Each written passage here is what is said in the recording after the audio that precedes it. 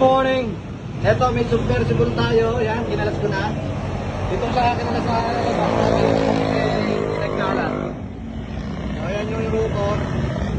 Dito sa likod, akala mo, walang sira. Pero pag lipat natin sa kabila, ayun, ang sira.